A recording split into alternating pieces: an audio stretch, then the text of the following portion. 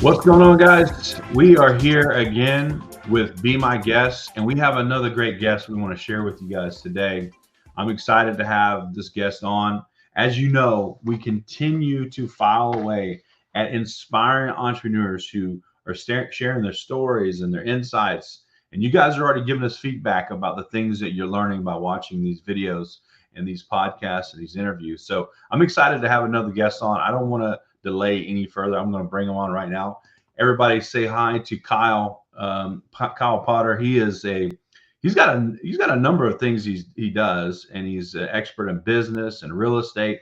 And we're going to get to learn a lot about him today. Kyle, welcome to the Be My Guest podcast. Thanks for having me. Really I know we appreciate had the a little opportunity bit to come on. of some technical issues to work through, but we made it, man. That's what it's all about, right? We got here in the end. Yeah, technology was fighting back a little bit. Yeah.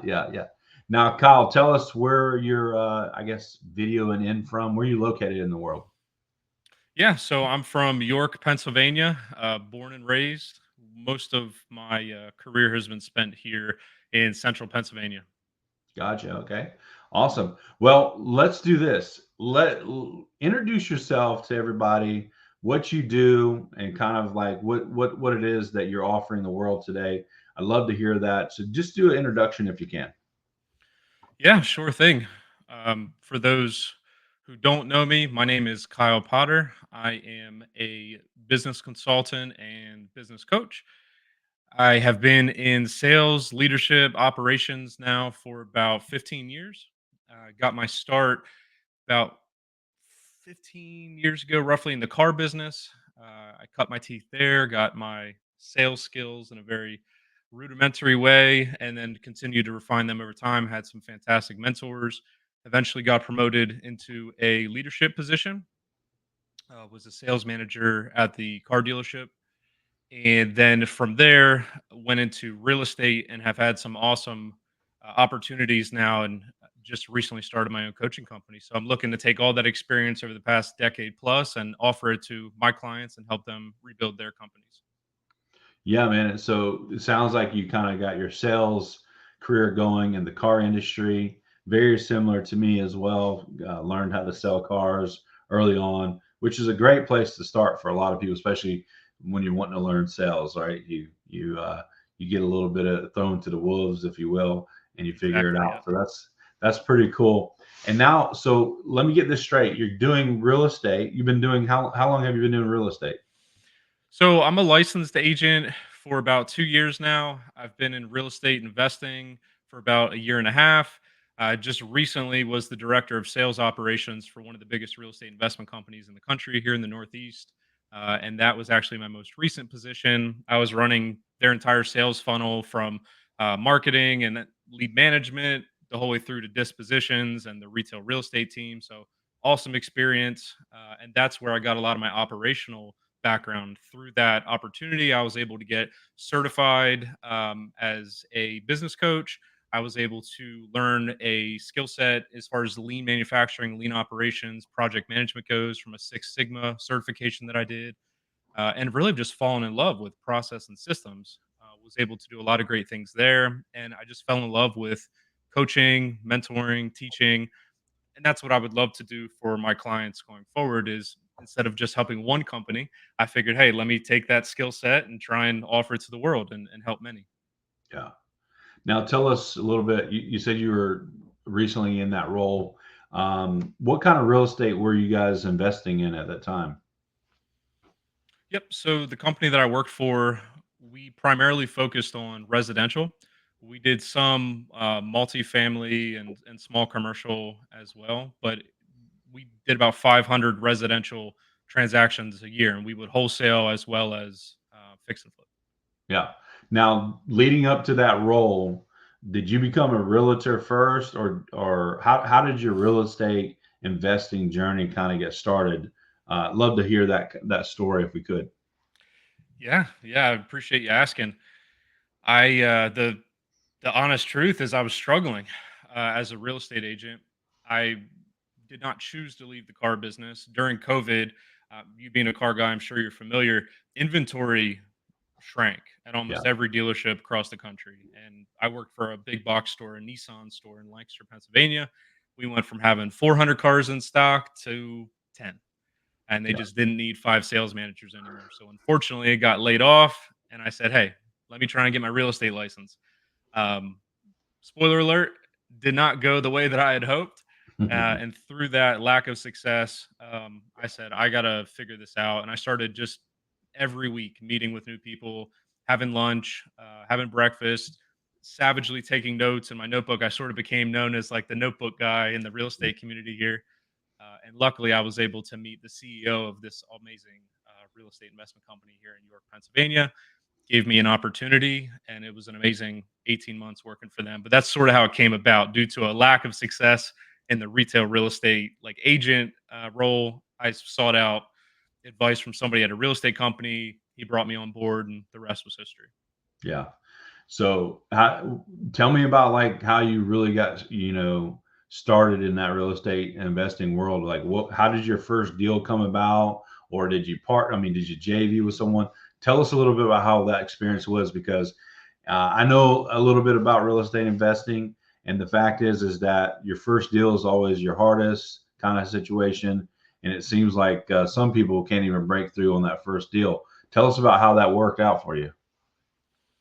Yeah. So I was very fortunate to come on board at a company that does 400 to 500 transactions a year. I worked for the company as part of their leadership team.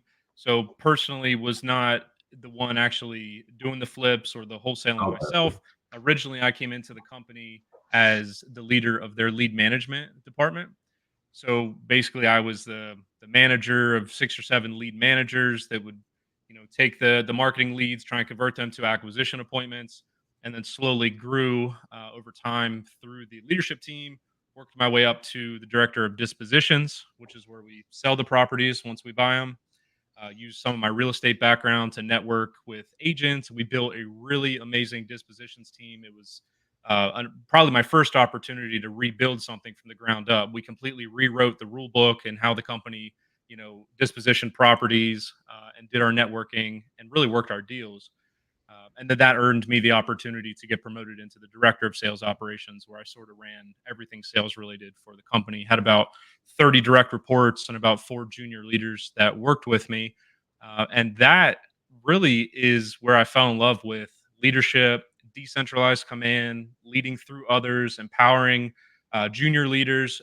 And that's sort of the methodology that I want to use with my clients moving forward. Because what I've found, Frankie, is that's sort of the bottleneck in a Yeah. lot of these companies. The entrepreneur is super skilled, right? They had this talent, they built a company, and they fizzled out. And Right. typically it's because we don't have that training as leaders to get out of our own way. We need to involve others, delegate, figure out where our highest value is. And I think that is really the value that I can bring to an entrepreneur that has done really good things, maybe hit a ceiling. I can come in and begin to help their company scale by teaching them these strategies that I've learned. Yeah. Yeah.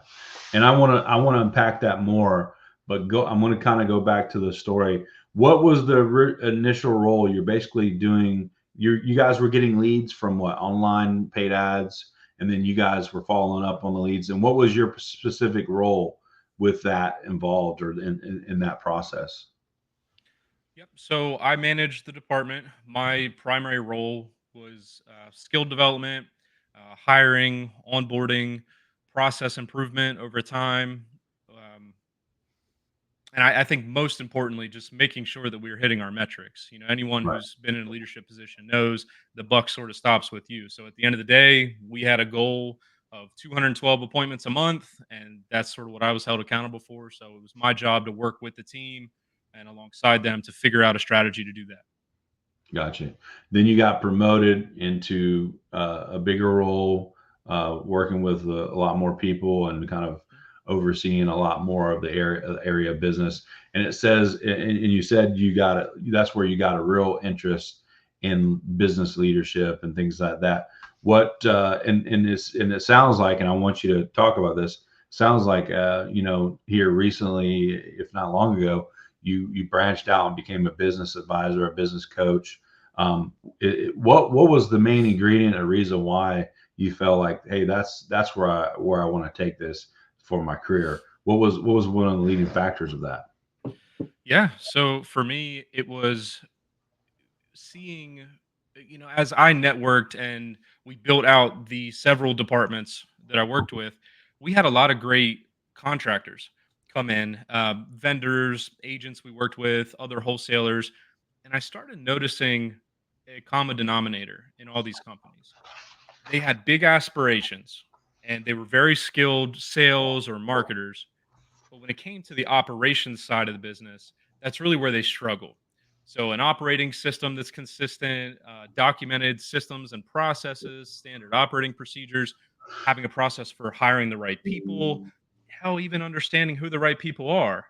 Um, that's what I started realizing over time. And I said to myself, like, man, there's an opportunity in the marketplace for someone that speaks their language to come alongside of them in a fractional sense and help them build that out within their company. And then ideally, my goal would be to find somebody to replace me over time.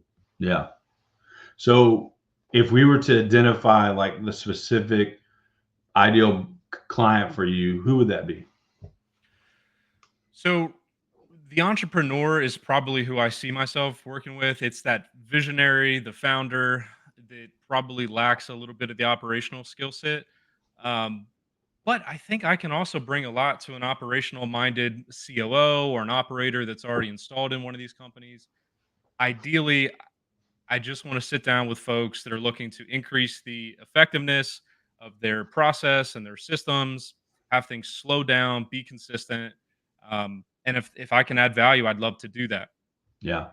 Let's go back again because you were the notebook guy in COVID, running around getting notes, Yeah, and you exactly. went from the notebook guy to actually manage. It sounds like you went into right into this company as a manager. What I mean, can you break down what it is that you believe that leadership saw in you to say, "Hey, this guy is we're going to bring him in right away as a manager." What is it that you were able to accomplish in those conversations that gave him the confidence that you can come off the street with what it sounds like you didn't have a ton of real estate investing experience, but yet they say, "Hey, this guy can really help us here." What do you think that was in that process? It's a great question. I think leadership is sort of agnostic of industry. And that's what, the CEO at the time, I think, saw in me. I brought 6 or 7 years of really high level leadership from the car business. We broke a lot of records, had a lot of success, objectively was effective as a leader, but also the soft skills that I've developed over time. I really am passionate about leadership. And I think in addition to just having really good conversations with the company and there being a lot of alignment, originally between what I was looking to do and really the gaps in their company, what they were looking to fill, I just offered, I think, a really complete, um, value proposition to their leadership team. There was no one that had formal training at the time. It was a lot of sort of run and gun, shoot from the hip within that company, and I just brought sort of a professionalism to the leadership team. I think that's what stuck out to them originally, and that was always the goal, was for me to come in and move up through the company and help them do this exact thing that I'm trying to help other small business owners do, is build out their processes, systems, even out the departments, instead of having one or two areas of the business that overachieved and then many others that underachieved. The goal is to try and even out the departments with one consistent operating system. So that was always the vision, and I think that's what they saw in me, and it only got strengthened and improved working there with all those fantastic people on the team. Nice. So, what do you think it takes for someone, especially an entrepreneur? Because some of the better entrepreneurs are more visionary than they are operational, like you're mentioning. They have a vision and they want to see it achieved, but there's not an integrator. There's not a, sometimes they have people in positions that kind of grew up in the company, and just because of loyalty, they put them in a position that they really are not. They don't have the bandwidth to handle. What do you think makes a good operator? I think you hit the nail on the head. That's what I see a lot. There's a lot of folks out there that say to me, "Well, Kai, I already have a COO. I already have an integrator." And my first question is, well, are they effective in that role? Is it the right person for that role? And really where that conversation turns is to what you just asked, Frankie, is what makes a good integrator? What makes a good COO? What makes a good operational coach or leader? I think really what it comes down to is a steadiness of character, an analytical mindset, a steadiness to their decision making. Typically, you see them being like on a disc chart, the high C's. The people that want to really understand everything, the people that want to get something to the finish line, take a really cool idea, break it down into chunks, and then work to teach the team, work with the team to implement that strategy. Which, as we know, these visionaries and entrepreneurs and these founders are fantastic at creating this amazing vision, right? I Yeah. always use the metaphor of building a house. They can build this fantastic house with the most modern curb appeal and the windows and the roof and the landscaping.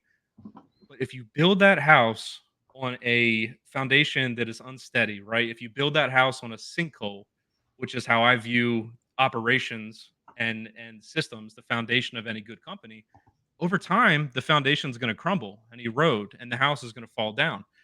That's the issue that I see. These companies are in business for 2 or 3 years, they reach a certain revenue ceiling, and then they start to regress or they start to stall out and start to resent the company that they built. So having a Yeah. good operational minded person come in that's good at these things we just talked about to help bring that steadiness and that implementation mindset, that's where you can break through these barriers and start to scale your company in lockstep with that individual. Now, have you already started identifying, well, first let me ask you this. How long does it take? Or what are some of the things that you want to know from the potential client if they need your services? And what are you looking for? What do they need to hand over to you? Or what is it that you're kind of analyzing to find out whether you can be effective there or if they need your services? Yeah, that's a great question. Typically, what we're going to talk through on the discovery call is a little bit of their background, what they've been able to accomplish with what tools. And then we're really going to do an assessment of the toolbox. We're going to see what tools exist, what tools are missing. Another metaphor I like to use is you can't hammer a nail with a screwdriver, or you can, but it's going to take a lot longer than it should and be a lot harder, right? So Yeah. we're going to identify the gaps in the toolbox. And what I look to bring is the complementary tools to their existing skill set. And I think that's the most important thing is to understand because at the end of the day, I'm not going to be a good fit for everyone. I'm not the type of salesperson or entrepreneur that's going to sit here and say I can solve everyone's issues. I think it's important as coaches for us to really sit down and understand what are our clients' individual needs. Because while I'm trained in several different operating systems, perhaps none of them are a good fit to the specific issues that they're experiencing. So I really need to know their past. I need to know what they're working with currently, and I need to know where they're looking to go in the future so we can determine if there's synergy there and if there's a good fit for me to help them get there. Right. So when they hire you and and you start installing your system or things that will improve their business, what is some of the benefits of that, right? What can a owner or founder, really look forward to as far as the effect that you will have on their business? The primary problem that entrepreneurs run into when they hit this point, when they're running at 10 tenths, 7,000 RPMs, spinning 100 plates, insert your metaphor here, right? They start to feel overwhelmed, right? There's a lack of structure. There's generally a lack of balance in their lives. What I allow an entrepreneur to do is get back to what they love. I want to put them back in their 20%, back in their genius, get them back to doing work that they get energy from and that they find joy in. What that's going to do is not only is it literally going to remove tasks from their plate that they probably have no business being involved in, but in that vacuum, they're now going to have time and energy to go spend with their family or go golfing or go play in the bowling league that they've wanted to be a part of for 5 years. Whatever the case may be, what I offer to the entrepreneur that is feeling overwhelmed is the opportunity to focus on things that they enjoy. I take care of the rest. I identify people on their team currently, or we hire the right people to handle those tasks for them. And I give them balance and stability back to their personal lives as well. Yeah, that's good. Hey, so guys, I'm going to play a quick promotion video. When we come back, I want to ask Kyle one of the biggest challenges he's faced, even making this transition from, more real estate into business coach and advisor, and how he's overcome those. So when we come right back, I want to ask him that question and find out what he's going through, so we can actually maybe get some answers ourselves. Hey, have you ever thought about starting a podcast? Or maybe you already have a podcast. But here's the thing. How do you monetize your podcast? How do you make money using your podcast? Well, most people will think, well, I'm just going to get exposure because more people are going to see me. But here's the thing. That takes time to grow an audience for your podcast. If you're already not known, it takes time. And maybe some of you don't even have the time or could afford the time it takes to grow that audience. But you need to be able to land clients. Well, guess what? I figured out a way how to do that using your podcast without any paid ads, without affiliate links, without AdSense on YouTube, without actually having an audience. You can start today landing clients with your podcast consistently. I have done it. And what I've done is I've put together a free training, absolutely free, no gimmicks, no strings attached. You can download it, you can watch it, and learn how you can start landing your ideal clients today. Here's the link, getclientswithpodcasting.com. That's getclientswithpodcasting.com. Go on there, fill the form out, get the free video, watch it and implement it, and start getting your ideal clients today with your podcast. I want to hear back from you so you can show me how you've made more money than ever using your podcast. I know you can do it. Go to getclientswithpodcasting.com. All right, we're back with Kyle Potter, and he's talking about helping businesses with their operations and how he can insert his systems and really help them have the benefit of more time, not work in the business and instead of working on the business, and really start to achieve the vision, which I think is ideal for most people. But before we get into more of that, which I'm sure you got some more things you can share with that, I wanted to ask, what's some of the challenges you're facing in going from real estate, which I know you're still doing real estate, but stepping into this world of business advisory and coaching? What's some of the things you're facing that that really maybe has been a trial or a challenge for you? Yeah, I appreciate you asking. I think for me, there's this transition phase that I'm in right now. It's almost like an awareness. I was the sales guy for a long time, and then I was the leadership guru for a long time, and now I'm trying to be a small business consultant and coach. And I think for me, it's just the marketing engine, making sure that there's an awareness, people understand what I'm looking to do. I've always predicated myself on referrals and word of mouth. So just getting my messaging out there. I've been doing a lot of social media and love the podcast. So again, appreciate the opportunity to come Yeah. in here and chat with you guys. But that's the biggest challenge, is just generating an awareness, sort of pivoting my sphere from real estate agent, salesperson, leader to, hey, now I'm a coach and I'm a consultant. Yeah, yeah, yeah, and I can understand that, especially when you're just starting off and you're trying to get your name known. You're known from other things, then you pivot and you change, and it's more of a fit for you because you have that passion. The other things were just a necessity, basically, for income. They were a necessity of where the environment was. Like when you started in real estate investing, it was basically COVID that put you from the car business to this. So I understand that completely. Now, what's some of the things that you were able to win with pretty early on that kind of gave you some confidence to say, hey, this is where I should put everything, all hands on deck on this, foot down to the gas, and really, gave you a good green light that this is where you need to be? Really, I think my superpower and something that has always come very easy to me that I think is difficult for a lot of leaders is leading through other people. The whole idea of delegation and empowerment sounds great. We share things on our social media about it, and it pops up in books that we're reading, and it makes a lot of sense. But when it comes time for rubber to meet the road, I found that a lot of leaders struggle not doing it themselves.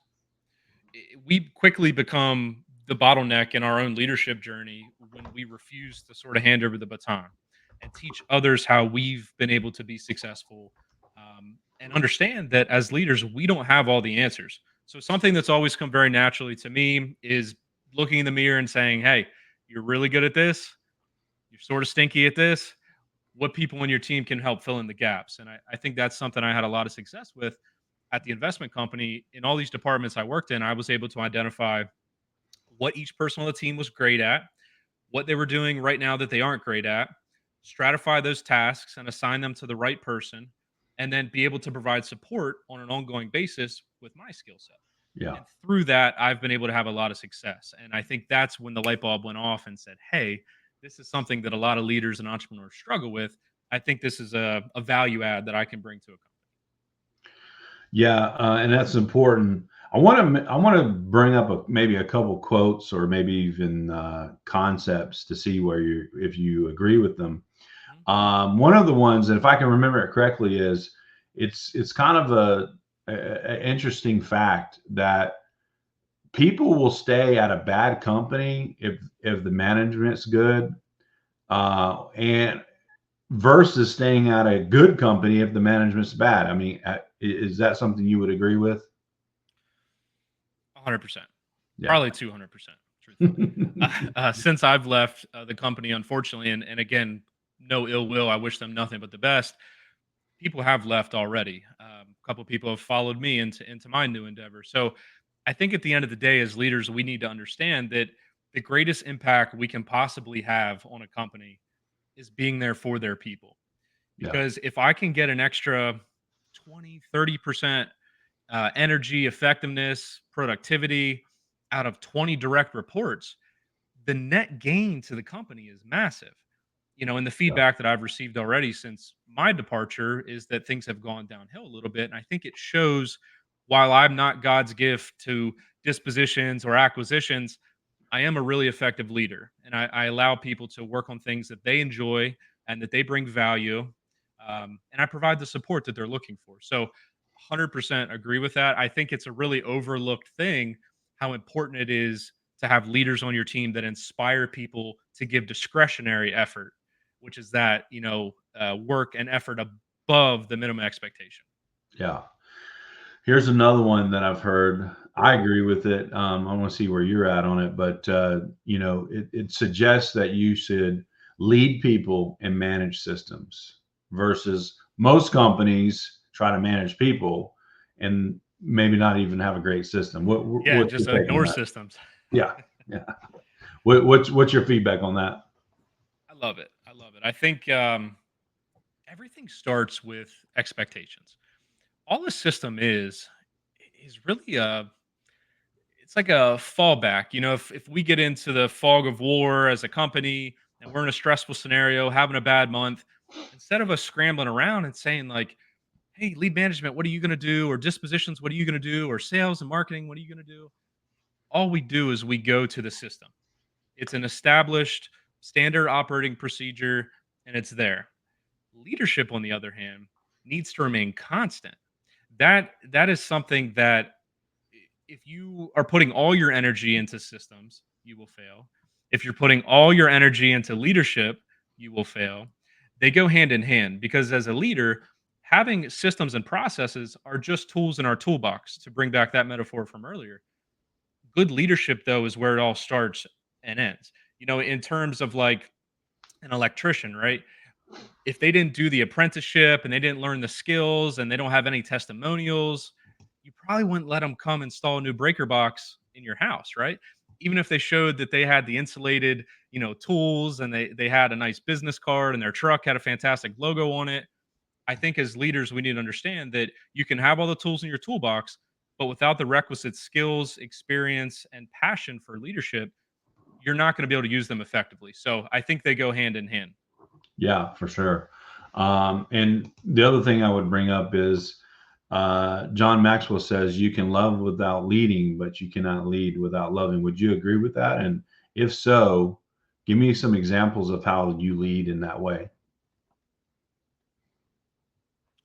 I love John Maxwell. Five Levels of Leadership is probably my favorite book ever. Maxwell says people don't care how much you know till they know how much you care, right? And I think in order to get that discretionary level of effort that Jim Collins talks about in his book Good to Great, we need to show people how much we care. And that starts with a genuine love for them as people. I just did a video on my social media recently about this. I think there's a myth in leadership and a common misconception that we need to maintain this level of like professional distance from our Right. employees. Now, while I don't think you should go clank beer glasses and get drunk with your team, I think as leaders, we can do a better job of connecting with them and understanding who they are, what their passions are, who they are as people. And what you'll find through those conversations is their 20% work, the work that really lights them up and makes them want to wake up in the morning and come work for you, is often vastly different than the work that we have them working on if we don't ask those questions. And I think that is where you can show people how much you care. Then they will begin to care how much you know. They'll buy in and go well above the minimum expectations for you. Yeah, for sure. That's good. What just to kind of put it down and kind of bring it home here. What do you think? What's some of the characteristics that makes up a good business leader? I think a good business leader is somebody who is able to explain a very clear vision. They're able to surround themselves with the right people to fill in their gaps as a leader and as a person. They're able to set very clear expectations and develop a process for the team to follow to enact that vision and implement. And then they're able to hold a very high level of accountability on the back end with where we ended up. Because at the end of the day, no system, no process is any good if we just start off in one direction and stay there for all of time, right? So a good leader needs to be humble enough to say, hey, maybe we headed in the wrong direction originally. Because over time, 1 or 2 degrees off course is a big difference the longer you let that go off course, right? So I think as leaders, it's somebody who has a vision, surround themselves with the right person, sets very clear expectations, holds a high level of accountability, and is humble enough to change course when needed. Yeah. I used to, one of the companies that I grew, we probably had over 100 people that worked with us at that time. And I used to have a couch in my office, and, that couch had, tears in it. It had, people excited in it. I mean, there was a lot of things. And I used to say, look, sometimes, when you're leading a company, most of the tough stuff you're doing is basically counseling, right? So, and obviously some people don't do that, but I took that role on, and was happy to do it, because when you're working with people and they're spending like 70% of their day with you, they're going to have issues and challenges and things that that affect them. And so having a place where they could actually work through it, not that I'm a counselor or anything, but just a place where they could actually get some feedback and maybe some direction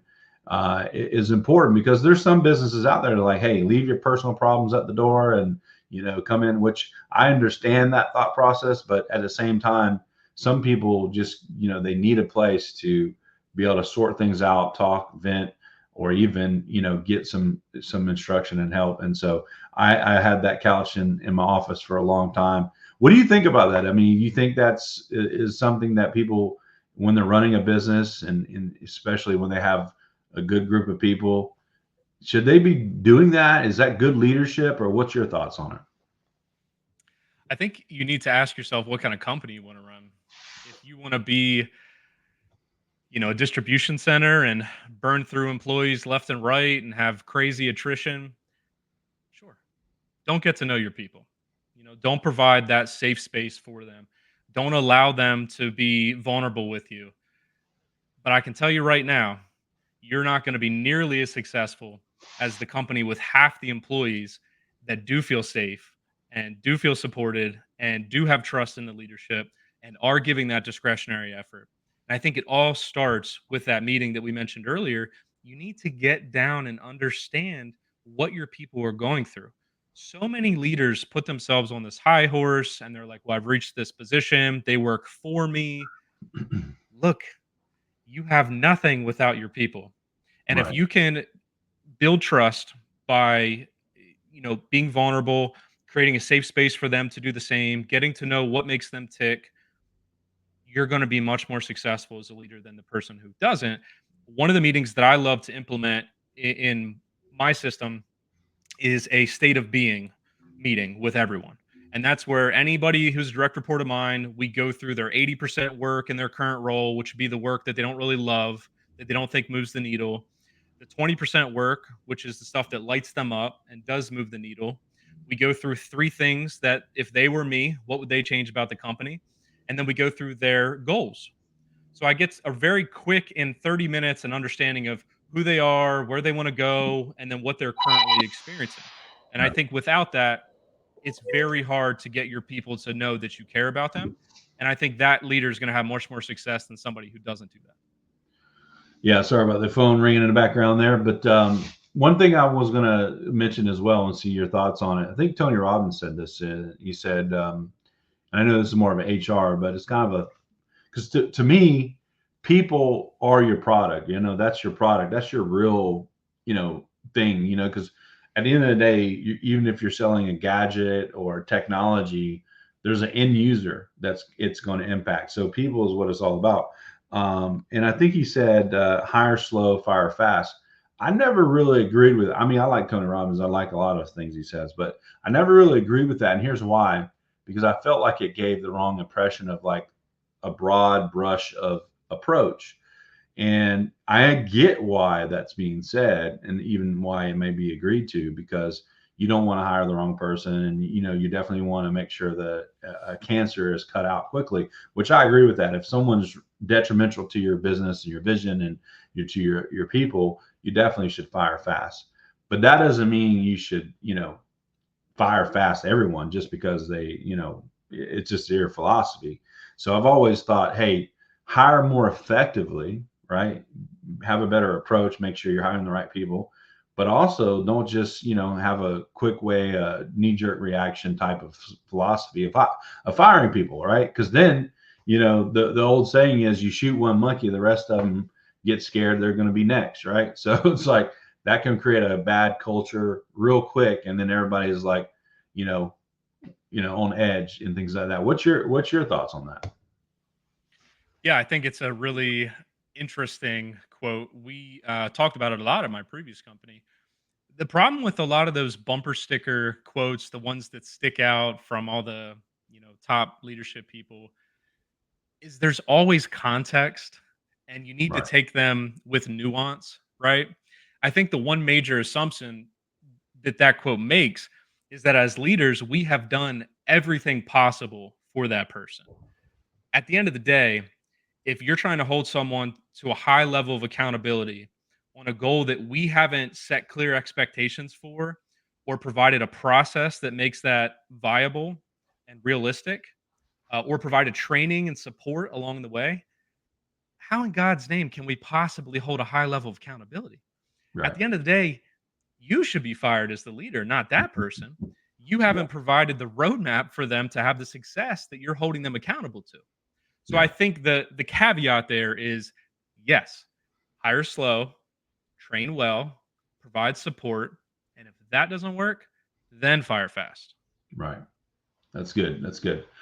So you mentioned that the ideal client for you is an entrepreneur who lacks the operational side of leadership and systems and things like that. So when you find someone like that and they start working with you, what's kind of your process to get them started working with you? If you could lay out some of that, because I'm sure there might be someone listening or watching or in our circle that maybe looking to add on someone like yourself to help them get more of benefit of their business. Absolutely, absolutely, and I would love to work with them as well. The three-step process to get started with our company is very simple. You book a discovery call, and really what that is a free coaching call. It's a hour of my time where we're going to sit down. We're going to go through, as we mentioned earlier, what you're dealing with currently, where you've been previously, and where you're looking to go in the future. We're going to develop a roadmap, sort of a bridge of sorts, to get you from where you are now to where you want to be, and then we're going to work together over the next 6 to 12 months to make sure that we establish systems and processes to implement that roadmap. That's going to be training, it's going to be hiring, it's going to be me facilitating meetings and teaching you a cadence of daily and weekly meetings to ensure that there's alignment throughout your company on that vision and that roadmap. And then we're going to check in the beginning of the process. I'm going to do a 3-day implementation rollout for you where I come and visit your company. I get to know the team and I teach everyone in person what the roadmap is. We're going to touch base every quarter after that.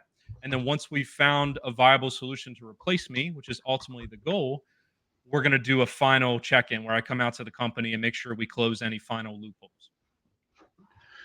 And people can work with you anywhere from 6 months to a year, if not even longer, right? Yeah, it's totally up to them. Our base package for our fractional COO service is a 6-month commitment. And like I said, that's where I'm going to come in and play the role of a COO for you and help you build the systems for a fraction of the cost of what it would cost, actually cost the company to go out and find one of these folks full time. And I'm actually going to help find that person for you while I'm there. So fantastic savings on the front end, gives you the opportunity to have someone hand select a good fit for that role based on my experience in the exact role that I'm, doing for your company. And if we don't find someone, or if you say, "Hey, I just really love this relationship and the coaching that you provide to the team on an ongoing basis," we can extend 6 months at a time. I'm happy to stay on board and work with these companies. I just know that for them, in order, for the vision to take effect long term, they would love to bring someone in that speaks their language, that can be full time and sort of get their claws into the company. Whereas me, my goal would be to help them find that person, but happy to stay on as long as they need me. Yeah. And when you're working with someone, how often are you in communication with them? Do you have like weekly meetings, once a month? How does that look?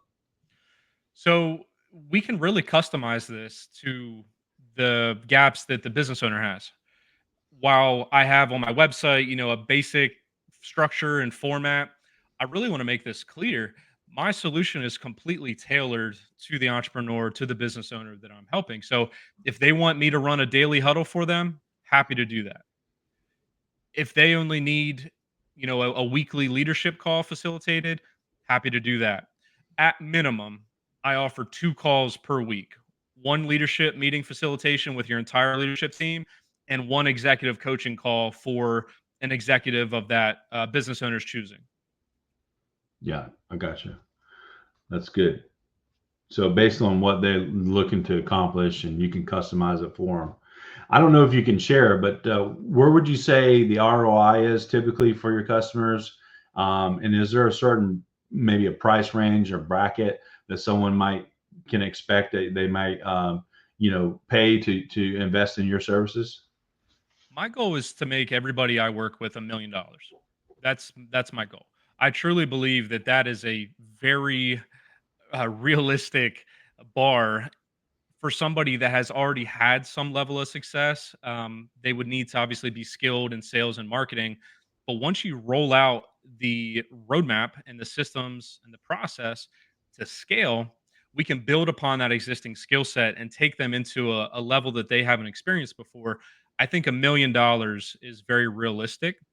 And like I said, my services are a fraction of what you could expect to pay someone to come in full time. In general, someone's going to be spending between $6,000 and $8,000 a month, roughly, to work with me. Again, that's highly customizable, depending upon your needs as a company. Really, it's going to be less than 10%. If we can hit that $1 million mark, your investment is going to be less than 10%. Awesome. Well, listen, I want to give everybody a way to reach you and contact you, because I'm sure there's going to be someone that, is interested in at least getting a free call from you and find out whether it's a good fit or match. But you can see down here at the bottom of the scroll, you can find Kyle on his social media, I believe Instagram, Facebook. What else? Where else could they Yeah, find I'm you? I'm on the big ones. So Instagram, Facebook, LinkedIn, getting a YouTube page started. They're all the same at your coach Kyle Potter. You can also find me on my website, which is where all my booking tools and my contact forms are. That's statera.success.com. I'm also offering a discount to anybody listening, to the viewers and the listeners of the Be My Guest podcast. Anyone who books a free coaching call and puts the code BMG in the notes, I'm going to offer them 20% off any of our services at Statera Success Systems. Well, there you go, folks. Put the code in BMG, get a discount. Use Kyle's services. He's got a wealth of knowledge and experience taking companies, helping them get more efficient, more operational, and be able to fulfill their vision. I'm excited to, even start this relationship with him myself. And I'm sure there's some people in our circle also that would like to be introduced to him as well. So, Kyle, I appreciate you coming on, sharing your story, your insights. I want to have you come back. We'll do a second one. We weren't able to do it to the full length today, but I want to have you come back and do a follow-up and see where you're at and see how we can learn some more things from you. I appreciate you coming on, Kyle, today and being a guest on Be My Guest podcast. I had a great time, Frankie. Thank you so much. Appreciate it very much. Take care. All right. So I'll do the cutout. So what'd you think? Good. Yeah. And other than me having this crazy echo in my ears the whole time, which made it like impossible to talk. Yeah, I get you. But we were able to pull it off, man, even with all the technical challenges. I appreciate you sticking to it and getting it done, man. You got a wealth of knowledge there. I wanted to ask, would you benefit from us sending you a free copy of this recording? Yeah, that would be fantastic. Okay. Really working to get my social media game up. So if I can clip up some of this stuff that we talked about, that'd be great. Yeah, my team will even put together the the vertical version of it as well and send it to you. What I wanted to ask as well too, would you be interested if I put together a proposal for you as far as how you can find some clients? Yeah, I'm happy to, get any input and assistance I can get there. I think that's my Okay. big challenge right now is just lead flow. Most Yeah. of the folks that are in my sphere already, they don't own businesses. Yeah. They don't. I worked with a lot of people that worked for companies. So I think now I'm trying to get involved in the masterminds and the groups and understand, where my client is living. Yeah. Because I have a great product and I think that they'll get a lot of value out of it. I just need to get interested folks that want to work with me. Yeah. I mean, once they kind of lift the lid, they, like even through this interview, you know what you're talking about. You have a good head on your shoulders and strategy insight. So I think you just need to be matched up and maybe have some more introductions.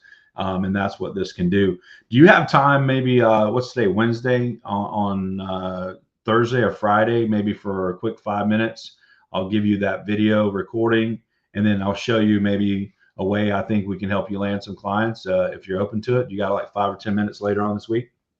Yeah, yeah. Tomorrow and Friday, I'm good. I got time. What What are you you're Eastern Eastern time? time too, right? Pennsylvania. Yeah. So what's good for you tomorrow as far as the time? Similar time is good, like 11. Oh, actually, sorry. Tomorrow 11 doesn't work. Could we Okay. do Is 10 too early? 10 a.m. tomorrow? Yeah. Yeah, let's do that. I'll send you a Google invite and just confirm that for me, and then we'll meet tomorrow. Maybe 10, 15 minutes, and I'll show you what we can do. And and send you that recording. We should have it all ready for you, and let's go from there, man. Hold on one sec. All right, there you go. Sorry, my headphones started cutting out. Yeah, so we can do 10 tomorrow. I'll send you the Google invite, calendar invite, and then we'll go over that and send you the video recording of the recording we did today, and then see what we can do to help you and go from there. Perfect. Thank you so much. That sounds great. Yeah, man. I'm pretty confident we got some people in our circle that definitely I can introduce you to as well, and help you get your leg up on the client. So Love it. I love it. Yeah, I look forward to talking with you tomorrow then. all right, Kyle, we appreciate it, brother. We'll see you then. Okay. Take care. All right.